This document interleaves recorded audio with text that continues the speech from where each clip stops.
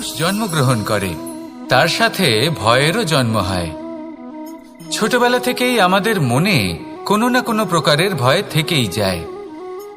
কেউ এই বিষয়ে ভয় পায় যে তার কোনো বস্তু তার থেকে দূরে চলে যাবে, কেউ এই বিষয়ে ভয় পায় যে আমি নিজেকে হারিয়ে ফেলব, কেউ এই ভেবে ভয় পায় যে আমার প্রিয়জনেরা তারা যেন আমার থেকে দূরে না চলে যায়, কেউ এই ভেবে ভয় পায় যে আমরা যেন পথ না হারিয়ে ফেলি, আদি ইত্যাদি। কিন্তু সত্যি কথা বলতে ভেবে দেখুন, এই ভয় বাস্তবে কি?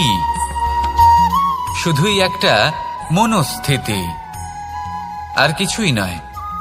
যা কিছু আপনি জীবনে পেয়েছেন তা একদিন আপনাকে হারাতে হবে। এই জীবন হলো আপনারই, কিন্তু তাও একদিন সমাপ্ত হবে। তাই ভয় পেয়ে কি লাভ? এই ভয় শুধু আপনাকে জীবন যাপন করা থেকে বাধা দিচ্ছে, আর কিচ্ছু নয়।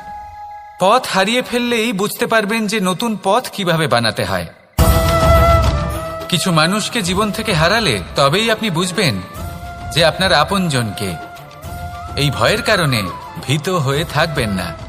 এই তারা নক্ষত্র অন্ধকারের অভাবে গুরুত্ব হারায়।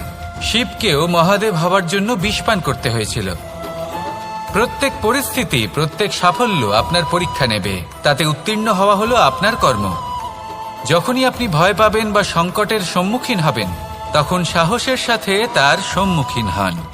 মনে রাখবেন, যে সম্মুখীন হতে জানে সাফল্য তার সাথে সবসময় থাকে। আসুন আর আমার সাথে ভালোবেসে বলুন, রাধা রাধা।